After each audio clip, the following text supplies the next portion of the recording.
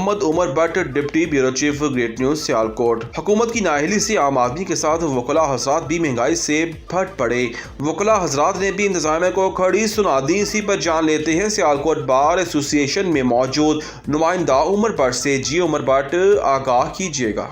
ہاں جی بالکل، ملک بھر میں جو بڑھتی ہوئی مہنگائی ہے اس کی وجہ سے عام آدمی تو پریشان ہے، لیکن اس کے ساتھ ساتھ جو وکلاء حضرات ہیں وہ بھی انتہائی پریشانی میں مبتلا ہیں۔ میں اس وقت موجود ہوں سیالکوٹ بار ایسوسی ایشن میں، اور ہمارے ساتھ اس وقت موجود ہیں ایڈوکیٹ ہائی کورٹ میاں محسن اقبال صاحب۔ ان سے ہم جانتے ہیں کہ وہ اس بڑھتی ہوئی مہنگائی کے حوالے سے کیا پیغام دینا چاہتے ہیں۔ جی میاں صاحب، بتائیے گا کہ جیسا کہ پیٹرولیم مصنوعات کی قیمتوں کے بڑھنے کے ساتھ مہنگائی کا جو طوفان ہے وہ شدت اختیار کر چکا ہے، اور آئندہ یہ بھی بتایا جا رہا ہے کہ IMF سے معاہدے کے بعد بھی جو مہنگائی کا ایک نیا طوفان آئے گا۔ آپ کیا کہتے ہیں اس مہنگائی کے حوالے سے؟ بسم اللہ الرحمن الرحیم۔ مہنگائی کا جو طوفان ہے، اس حوالے سے اسلامک پوائنٹ آف ویو سے بڑی ساری مثالیں ہمارے پاس موجود ہیں، جو پہلے فقہا اور جو احادیث مبارکہ ہیں اس کے حوالے سے۔ جو کائنات کا وجود ہے، اس وجود کے تحت جو اسلامک پوائنٹ آف ویو سے مہنگائی کی کمر توڑنے کے لیے جو توازن رکھا گیا، وہ یہ تھا کہ جو جس دور میں بھی کوئی ہوگا تو اس دور کے جو نچلا طبقہ ہوگا، جو بالکل لو لیول ہوگا، جس کو ہم مزدور کہتے ہیں آج کے زمانے میں، اس کی کم از کم اتنی تنخواہ رکھی جائے جو سونے کے 1 تولے کی قیمت ہوگی۔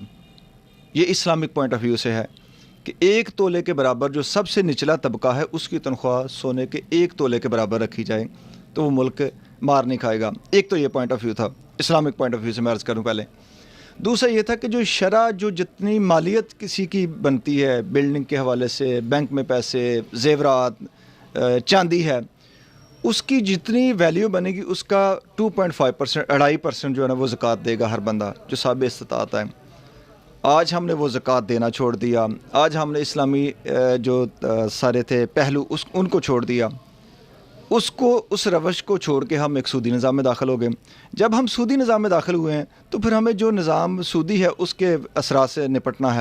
رہی بات اگلی بات، گورنمنٹ آف پاکستان نے ابھی ریسنٹلی ایک امینڈمنٹس کی ہیں، جو ترمیمی بل آیا ہے کہ منیمم تنخواہ کیا رکھی جائے گی، منیمم اجرت کیا رکھی جائے گی۔ وہ انہوں نے 2-3 دن پہلے کی ہے 32,000 روپے، کہ جو مزدور ہے جو سب سے نچلا لیول ہے اس کی 32,000 روپے ہوگی۔ آج اگر دیکھا جائے تو 32,000 روپے میں بندہ کیا کر سکتا ہے؟ جس بندے کے 2-3 بچے ہیں اور وہ کسی فیکٹری کا ملازم ہے، اس کے آنے جانے کے اخراجات کم از کم اس کا 200 سے 250 روپے کا، 300 روپے کا پیٹرول ڈیلی ضرور لگ جاتا ہے، چونکہ اس کا ڈسٹینس اتنا ہوتا ہے کہ وہ فیکٹری تک پہنچنے جانے آنے کا کم از کم 200 سے 300 روپے اس کا خرچ آتا ہے۔ اس کو نکالیں تو یہ 9 سے 10,000 روپے ماہانہ یہ بن جاتا ہے۔ ایسا یہ بتائیں گے جو ناجائز منافع اور آج کل جو مارکیٹ میں آئے ہوئے ہیں، ہم اپنی من مرضی کے ریٹ لگا رہے ہیں، اس کے ساتھ ساتھ جو پرائز کنٹرول کمیٹیاں ہیں وہ بھی غیر فعال ہو چکی ہیں۔ اس حوالے سے کیا کہنا چاہتے ہیں کہ پرائز کنٹرول کمیٹی کو اپنا کردار کس طرح سے ادا کرنا چاہیے؟ دیکھیں جی، پرائز کنٹرول جو کمیٹی ہے نا وہ تو بالکل ناکام ہے اس ملک میں، بالکل، بلکہ وہ سمجھے کہ وہ اپاہج ہے، مجبور ہے۔ وہ ایک AC اسسٹنٹ کمشنر، اس کا نام ایک پوری تحصیل کا ایک مالک ہوتا ہے اسسٹنٹ کمشنر پرائز کنٹرول کے حوالے سے، اس کے پاس چند ایک دکانیں ہوتی ہیں۔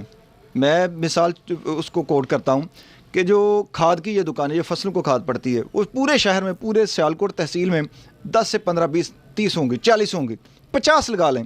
اب ان 50 دکانوں کو کنٹرول نہیں کر سکتا ایک اسسٹنٹ کمشنر، جس کی لاکھوں روپے تنخواہ ہے، جس کے پاس کروڑوں روپے کی گورنمنٹ گاڑیاں دی ہیں، جو ہزاروں روپے کا ماہانہ، لاکھوں روپے کا پیٹرول گورنمنٹ کا ضائع کرتا ہے، اور وہ 50 بندوں کو کنٹرول نہیں کر سکتا۔